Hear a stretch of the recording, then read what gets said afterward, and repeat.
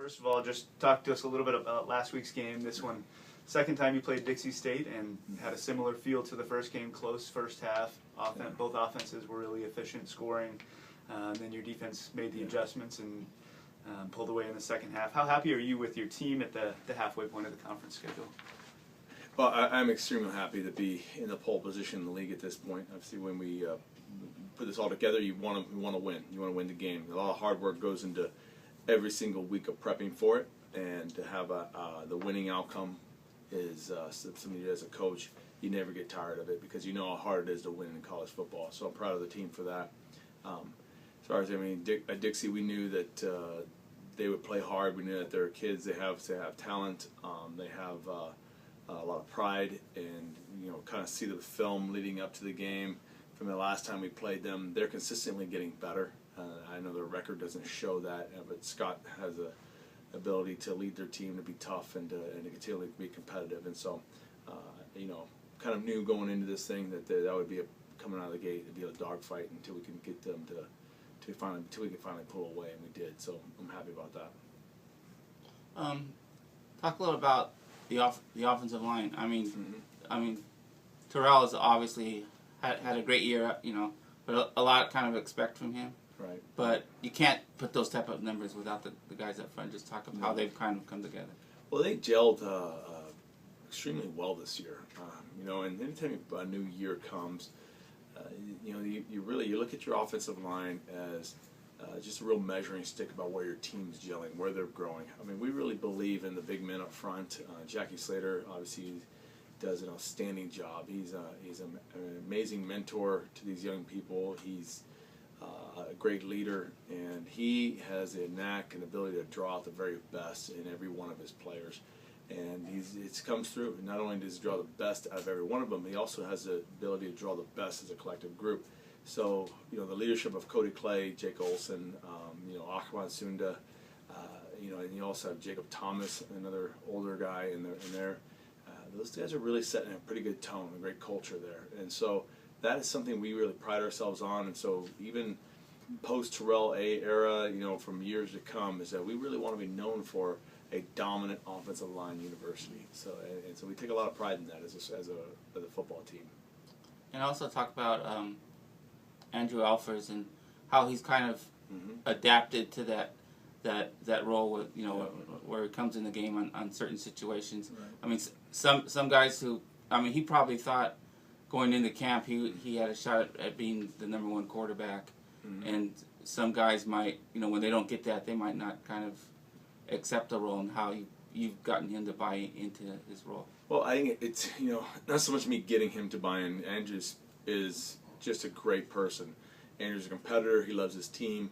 Anything to help his team be successful. So the 1-2 punch of him and Chad and how they're playing off each other and how the offense is using them, I think that's speaks a lot to what Coach Carlton does. Coach Carlton's development as a quarterback coach, but also just Andrew in that role. He's an amazing young man. I mean, he's a leader. He's a strong character kid. He wants to do whatever it takes for his team to be successful. What are some of the challenges presented when traveling somewhere new? Well, this one's particularly challenging in that we have to take three separate flights to get in there, and so it is a smaller regional airport that we're flying into. So when you have a new place, there's a familiarity of where's the hotel you're staying at, all the logistical issues that go into. So our guys have had hard travel before, and they do just fine with it.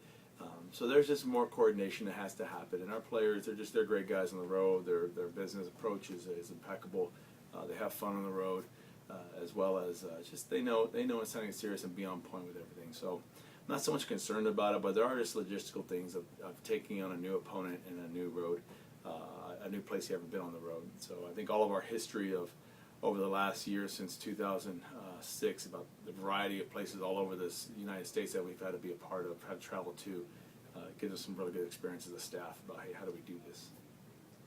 And then going back to last Saturday's game, another record-tying performance for Terrell, 5 touchdowns, ties his own single-game record from homecoming last year, and really a good team performance for the whole offense. Right. What's been the biggest factor for that group to stay productive, even though you know, the teams you're playing, the last two opponents had already played you once this year, and all your conference opponents are kind of familiar with your style of play offensively. How do you keep that offense productive? Well, I think there's just a real standard that the program has, that our desire is to become the very best team we possibly can be. And so while you have an opponent coming up this week, the standard inside the culture of our program is, how do we get better as an athlete today? How do we get better as a student today? How do we get better as a person today? I think there's that real growth mindset that's infected the whole team in a great way.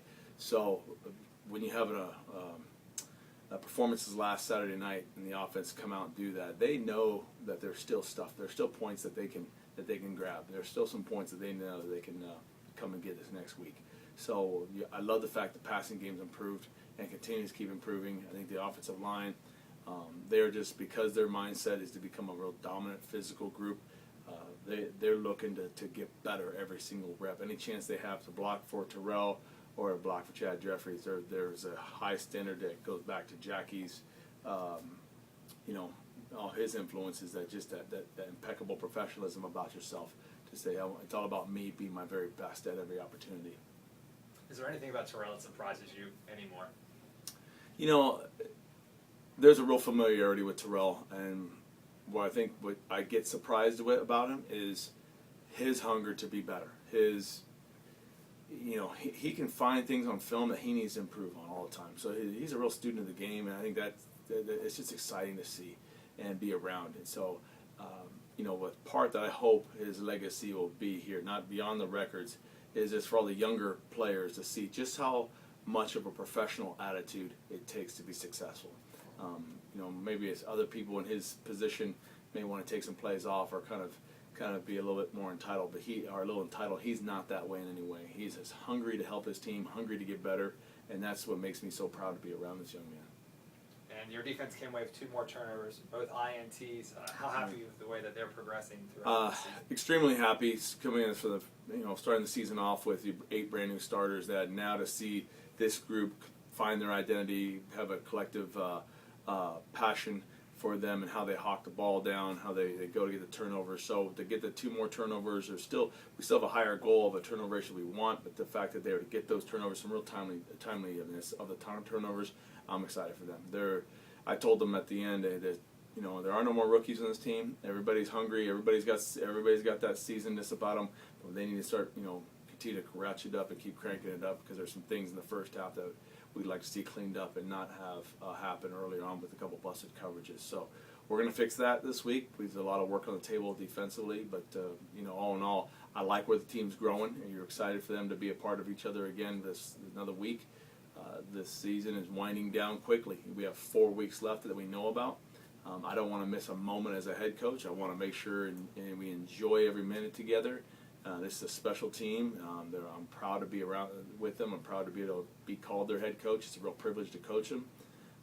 But it's also one of those things that, guys, we want to continue to push within these 4 weeks to be the absolute very best that this 2014 team can be. And then you talked about going to a new place, facing a new opponent. Haven't done that in the middle of a conference schedule all that often, except for going back 2 years ago. Mm-hmm. Talk about the challenge of doing that, kind of interrupting the familiarity of conference play with a new opponent, a new place that you haven't taken your team. How do you enjoy that challenge, and then what do you expect from South Dakota Mines as a team? Well, enjoy is the right word, because there's a fresh experience to it. It's the great adventure that we're on. And so to say we're going to fly to South Dakota, to be able to take 3 planes and maybe learn how to parachute along the way, just in case, I don't know. It's a fun experience. It's a blast to get out there and see new things in the country. We joke about it, but just of all the different logistical challenges. But our team, and I think it's part of playing here at Azusa Pacific, is our players get to have a great experience. They see in the country. It's just, college football is one of the most transformational times there are, and I think it goes back to my days in Hawaii, where I appreciated that I visited more places by traveling through football than I would have ever on my own. And so that's a huge blessing that these guys have. We try to make sure on the road trips we take it all in and be able to appreciate where we're going and the airports, everything it goes to. So South Dakota, though, they it's business up there now, and they're engineering school, and their players are precise. Their players are aggressive. They're coming out of the gates hot after people, and I think right now their quarterback play is just some of the top of the conference, and defensively they're putting pressure on you and like no other. So they're a very unique challenge, and we've got our hands full. So we're gonna get to work and put together our best foot forward to go up and what we hope and believe is a better game than last week. Great. Thanks, Victor. Thank you very much. Thank you.